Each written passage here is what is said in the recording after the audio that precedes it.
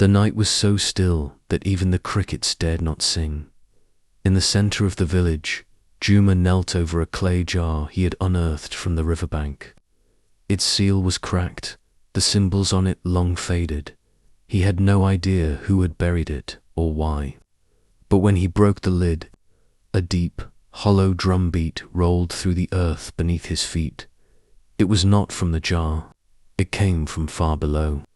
The drum beat faded into the night, leaving only the sound of Juma's quickening breath. He glanced toward the forest, where the shadows between the trees seemed thicker than before. A wind rose, sharp and sudden, carrying the scent of rain, though the skies were clear. In the distance, an old dog howled once, then fell silent.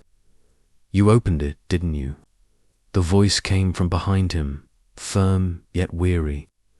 Juma turned to see Mama Sefu leaning on her wooden staff. Her grey hair was wrapped in a red patterned cloth, her sharp eyes fixed on the jar. "Some things are buried so the earth can sleep," she said, stepping closer. "Now the ground will remember what it lost." Mama Sefu knelt, tracing a finger along the jar's faded symbols. "These are the marks of the drums beneath," she whispered. "They sound for only two reasons, to call the dead or to wake what should not wake." She looked up at him. "Which one have you called, boy?" Juma's mouth was dry. He had no answer. That night, no one slept easily. Juma lay on his mat, listening. At first, it was only the wind. Then came the faintest echo, a drum, slow and steady, as if played deep underground. And with each beat, the air grew colder, until his breath came out in white mist. The jar, though empty, rattled softly in the dark. By morning, the wind carried whispers. They slithered through the narrow alleys of the village, curling into ears and vanishing before the words could be understood. Juma followed the sound to the riverbank where he'd found the jar. The earth there seemed freshly turned again, as if something beneath had shifted in the night. The water's surface rippled without wind. As Juma leaned closer, his reflection wavered, then split. Behind him, in the water's image, stood a tall, faceless figure draped in cloth that fluttered without breeze. He spun around. The bank was empty. Only the jar's shadow lay across the ground. But the jar was back at his hut. That afternoon, Juma went to Mama Sefu's hut. She sat grinding herbs, her staff resting by the doorway. Without looking up, she began to speak. Long ago, when the earth was young, the drums beneath were gifts from the gods, to call warriors to battle or the dead to judgment. But men grew greedy, and the gods buried the drums deep, sealing them with a curse. As night fell again, the drum beats returned, faster now, urgent. The ground trembled with each strike, rattling calabashes and shaking door frames. Dogs barked, then whimpered into silence. Somewhere beyond the forest, a faint answering beat replied, as if another drum far away had joined in. Mama Sefu's face was pale in the firelight. In the morning, every hut's doorstep was marked with the same symbol, a crude drum drawn in ash. No one knew who made them. Mama Sefu touched the mark on her own doorstep, her hand trembling. "They are no longer calling," she said. "They are marching." Juma felt a cold not tighten in his stomach. The next evening, the village gathered for a feast meant to drive away fear. Fires blazed, pots bubbled, but no one laughed. Every so often, Juma felt the ground shiver beneath him. And then it happened. The drums began again, but this time they matched the rhythm of the villagers' own heartbeats. One by one, people froze mid. From the far end of the gathering, a young boy stood and began to dance. His movements were jerky at first, then unnaturally precise, matching the invisible drum's beat. His eyes were glassy, fixed on nothing. The crowd whispered his name, but he didn't hear. Mama Sefu's staff struck the ground once, and the boy collapsed into his father's arms. That night, Juma woke to find his feet already moving toward the forest. He didn't remember standing. The drum beats were louder here, vibrating in his bones. The trees loomed like tall, listening giants. Somewhere ahead, a dim red glow pulsed in time with the drums. He felt himself drawn toward it, step by step. A sharp cry split the night. Mama Sefu stood ahead, her staff planted firmly in the soil. "You will not go further," she shouted, her voice carrying power beyond age. The drum beats faltered, and Juma stumbled as if waking from a dream. But in that moment, the red glow flared, and a deep voice rumbled from the earth below.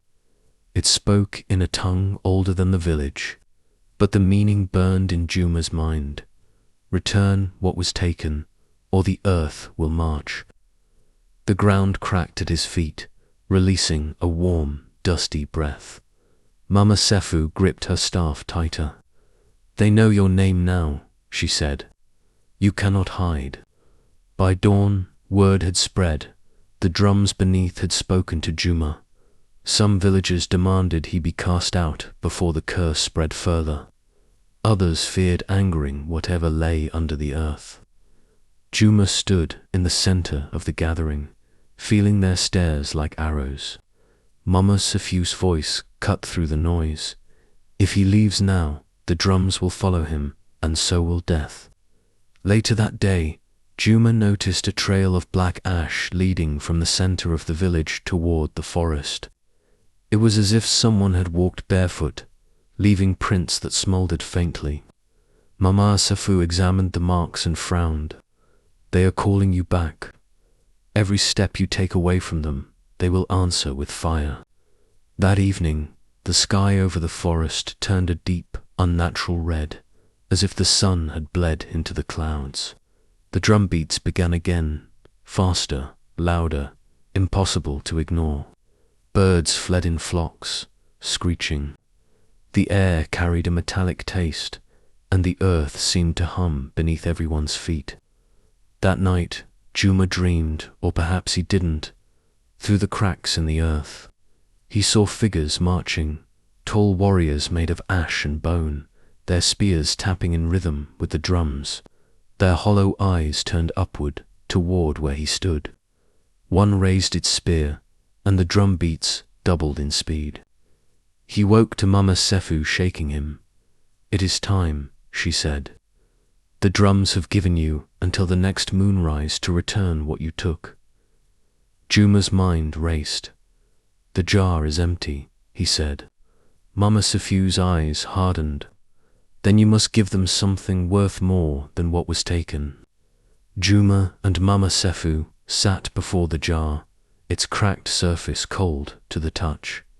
"The drums demand balance," she said. "If they cannot take the object, they will take the owner, or his bloodline." Juma's breath caught. He thought of his younger sister, Asha. "Then I will go," he said. Mama Sefu nodded once, as if she had expected this. They left before dawn.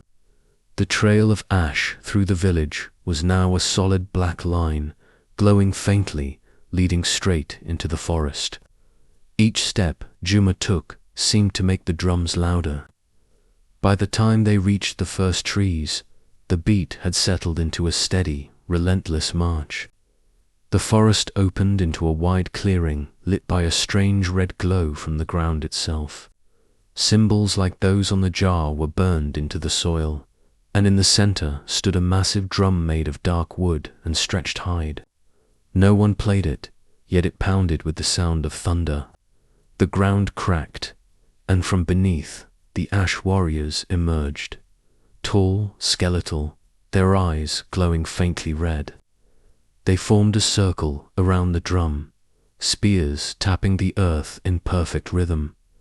Mama Sefu stepped forward, raising her staff. "We come to return the debt," she declared. The drum beats slowed, as if listening. Juma stepped into the circle, heart pounding in time with the drums. He placed the jar on the ground, then knelt.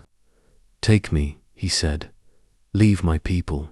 For a long moment, nothing happened. Then one of the warriors reached forward, not to strike, but to place a cold, bony hand on Juma's head. The drum fell silent. The warrior's grip was cold, yet it carried no pain. Instead, Juma felt a flood of images, his greed, his fear, the day he broke the seal of the jar.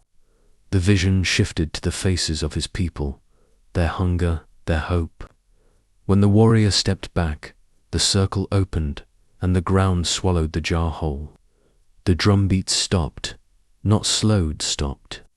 For the first time in days, the forest was silent. Even the wind seemed to hold its breath. The warriors turned to ash, scattering into the air like smoke. Only the massive drum remained, its hide now cracked and lifeless. Mama Sefu touched Juma's shoulder. "It is done." They walked back through the forest in silence. The ash trail was gone, replaced by soft soil and fallen leaves. The night felt different, lighter, as if the earth itself had unclenched its fists. Yet Juma couldn't shake the feeling that something was following them just beyond the trees. That night, in the safety of his hut, Juma lay awake. All was still. Then, from deep within the earth, came a single drum beat, slow, heavy, final. He closed his eyes, unsure if it was a warning or a promise. The elders still tell Juma's story, how the drums beneath will wake for those who take without thought, and how even the boldest must one day answer to the earth.